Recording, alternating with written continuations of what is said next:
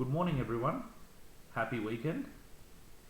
Hope we've all got something exciting or relaxing lined up for this weekend as we speak.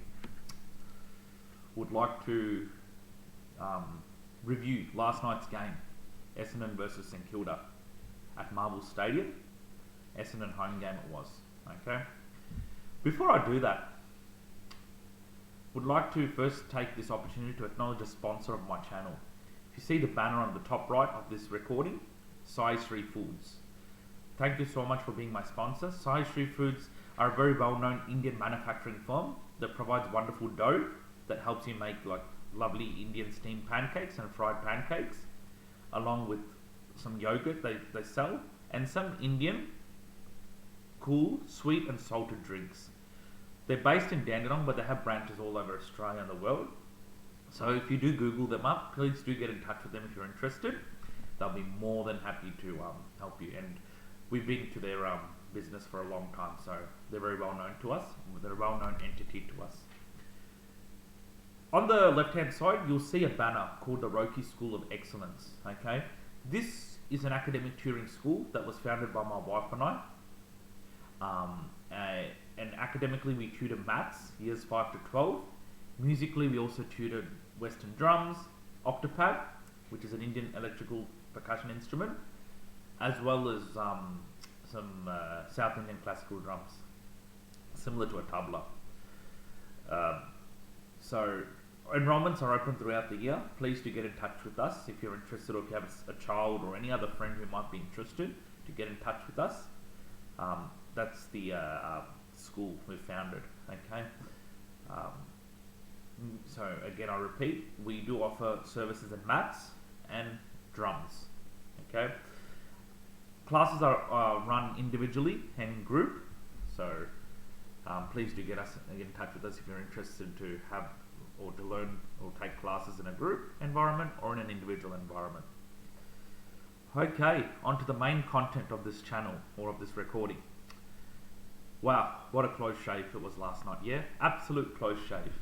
Words can't describe what a close result it was. I guess this is our 4th win in a row under 10 points. Stats do not lie, do they? Now, there are a couple of ways you can look at this result. You'll be like, oh, I'd rather be an Essendon supporter because we were depleted with our injuries and we almost beat St Kilda. Or you could be like, oh, St Kilda had a more strong list and yet they almost got beaten. That's another way you could look at it. Against an injury-rabid Bombers. They're like, oh, this is typical St Kilda. You get heart attacks because of a close shave result. Or you could be like, oh, Essendon, just imagine if they had Zach Merrin, or they would have beaten St Kilda. Interpret this in any way you like, but one thing, 4 points is 4 points. St Kilda found a way, yet again, to win. Okay? They found a way to win under unconvincing circumstances, okay? Under unconvincing circumstances. There's no sugarcoating about that. But good teams find a way, irrespective of where they are on the ladder. And St Kilda found a way. Keep in mind, they were up by 8 points, St Kilda, with 3 minutes to go. Essendon kicked a goal with 3 or 2.5 minutes to go, and the lead was cut back to 2 points. So realistically, Essendon had a chance to pinch the game. But St Kilda held fort.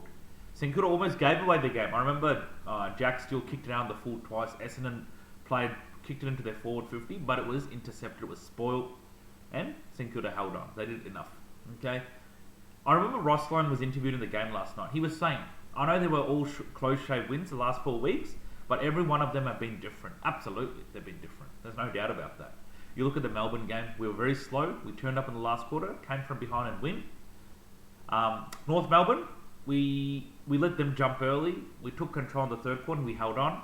Richmond, we jumped early, went a bit defensive and then held on. Essendon was neutral until we sort of got them very late in the last quarter. So it was very different in its own capacity. But the common element is St Kilda got the 4 points. Okay. Again, I was concerned whether we were trying to play for draft picks yesterday. The way we were a bit slow, we took time to get out of the blocks. But at the end of the day, you need to have a winning formula going. Doesn't matter who it's against, okay? Doesn't matter who it's against. I just wanted to take this opportunity to remind you all, just because teams like Essendon and Richmond are sitting in the bottom 4, doesn't mean they're going to get thrashed every week, okay? If that was the case, Geelong should have crumbled Essendon by 100 points plus last week. The betting for the game was Geelong $1, Essendon $21. But Geelong were tested by Essendon. They only lost by 41 points. It wasn't a thrash, as per se. This could have been embarrassing for Essendon, but they fought it. Essendon's losses in the week before, they only lost by 14 points to Sydney at the SCG when everybody thought Sydney will thrash them. No! Just because they're in the bottom four doesn't mean you can do a number on them. They're going to fight. They would like to give their supporters something.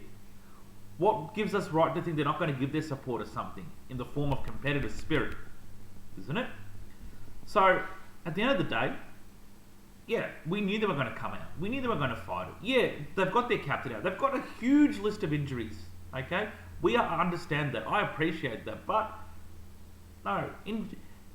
More injuries and not being competitive, sorry guys, they don't go hand in hand. They don't go hand in hand at all. You can have the most injury depleted list and yet be competitive. It's possible. None of these things are linear. Okay, let's get those right. None of these things are linear. Never were and never will be. Okay?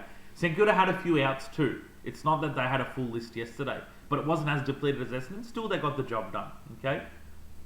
So, I think just we got to just realise that at the end of the day, you play who's in front of you, and you just have to find a way to get the 4 points. Sometimes it's going to be convincing, sometimes it's going to be hard attacking, sometimes it's going to be very scrappy.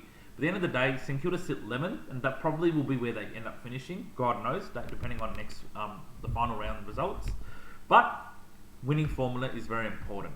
Okay, we've done the drafting. We've got some big names to acquire in the off season. We have to, start building belief heading into the off season. We need to show the competition that we have to be taken seriously. Okay, we have to be taken seriously. There's no pushover in that one. Now, on to the analysis of the game, how it all unfolded. Sorry, pardon me. First quarter, St Kilda were at first on the board through a Jack Higgins free kick, snaps it beautifully and kicks a goal. After that, it was pretty much Essendon who kicked the next few goals and almost steadied the ship, you'd thought, in that first quarter. Then second quarter, St Kilda lifted a bit. Were a bit wasteful, but they lifted in terms of winning possession of the ball and going into the 50. They ended up almost levelling Essendon at halftime with the score. So they fought back. They decided to get the game a bit more on their terms, but still was a little bit unconvincing. Still not the St Kilda brand of football that has arrived just then. Third quarter was quite neck to neck. St Kilda got it on their terms, but Essendon won't go away. So we were set up for a thrilling last quarter. St Kilda up by a goal. Then Essendon kept coming. Again, St Kilda never looked like a team taking the game away, to be honest. They kind of did later when Cooper Sharman kicked that goal and put them up by 8 points. But those Bombers, they never said die. They never for 1 second said die. They just kept throwing the kitchen sink at St Kilda and see, okay, this is what our response is going to be. What have you got for us? Well, St Kilda just showed that this is what we're going to do to you. We're going to hold on. We're not going to score much, but we're not going to let you score either. And mind you, Essendon could have still won the game just before the siren. Mason Redmond had a snap-on goal, was offline. And then it was just 2 seconds left, you'd think game over. It was quite a hard snap, mind you. I mean, I don't blame Mason Redmond. It was outside 50, he rushed onto the boot, he had no choice. So good attempt, but it was always going to be a tough one to snap from outside 50. Let's be practical about it. So overall, the game was won and lost by maturity a little bit. In the end, towards St Kilda, they held possession of the ball better. I thought their spread was a bit better, but they were still wasteful inside forward, They get the ball and they start to butcher it. So this has probably been a story for the last couple of games as well. And I really hope Ross works with them in the off-season to fix that. It needs massive fixing because you might be excused against teams like Essendon, perhaps, but this sort of thing, you're not going to be excused against top teams, okay? So that's the key thing. If I get asked by somebody, hey Rohit, do you learn a lot from these last 4 wins or the narrow losses against the good teams in July, like your Hawthorn, Collingwood, Fremantle? Funny enough, I'm going to answer it like this. I actually learned more from the competitive losses. And you wonder why I'm saying this. With the narrow wins, okay, it shows that we persisted, we persevered, we're not giving up. That's great, but we still have areas in our game to improve. In the ones in July where we lost narrowly to the top teams, okay, these are teams who are trying to aim for finals. Hawthorn, Collingwood, Fremantle, okay? when you play good quality, you get to know where you're really at. And St Kilda have shown they're not that far of it, okay? They took it up to Collingwood when everyone thought it was going to be a 100-point Collingwood victory. Fremantle, literally, they led at three-quarter time and they lost it at Perth, having beaten them and having St Kilda beaten them earlier in Melbourne this year. Hawthorn was going to be a scrappy game. Remember, this was Hawthorn that came off an 85-point win over North, but St Kilda contained them to within 20 points. Okay, it was a slog, but they didn't throw the towel in. Ross won't allow too many thrashings, I can tell you that. Let people question his coaching. Let people say all they want about him. He doesn't admire too many thrashings. Okay, you look at Port Adelaide, how embarrassing it is. Too many games are getting belted. At least St Kilda are trying to hang in their head. And it's the youth players who keep them in the game. Truth to be told, okay? At the end of the day, you learn more from the good when you play against good teams, be it a win or a loss. And St Kilda, you sort of think the gap between their best and worst is getting bridged. They've still got to bridge it a bit more, but it's getting bridged, okay? With more games into this youth, more off-seasons development, it's going to be really exciting for years to come. And I'm looking forward to the big names to come, with the obvious ones being TDK from Carlton, who's a free agent, and Lekalia, a tall defender from GWS, who can definitely help the back line, like Wilkie, Taru, etc. I thought Taru was excellent, speaking of Alex Taru. I thought he did his game very nicely yesterday, never looked lost. You can't believe he's only played 10 games. So, all I'll say, guys, is if he keeps this up, just imagine what he'll be when he's in his mid-20s and he plays 100 plus games. It just gets better and better, provided he maintains it. Okay? So, overall, not convincing, but another 4 points, building momentum into the off-season. Next week will be a good challenge against GWS up in Sydney. So, they're a team who's also vying for finals. So, good chance for an upset, but we have to be on from the start. We cannot play the way we played yesterday, or else GWS will, find a way to beat us very easily. They're not going to forgive you.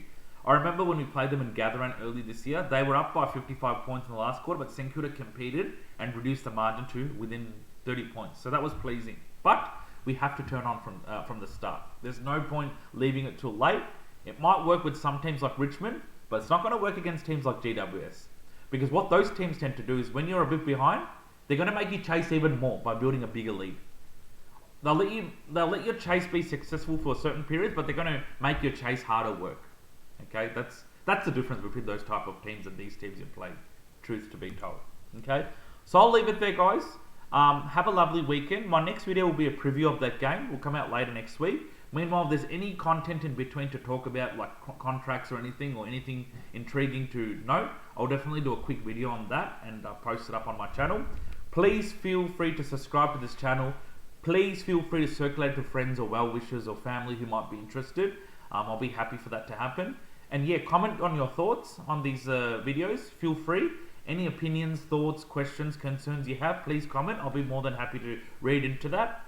As I said, this is not an objective channel. It's just to share my view. But as part of that, thoughts and opinions are always welcome. Okay? So take care. Have a lovely weekend with your loved ones. I'll speak to you soon to preview the GWS game. Okay, and happy football weekend, and speak to you soon. Okay, take care and bye for now.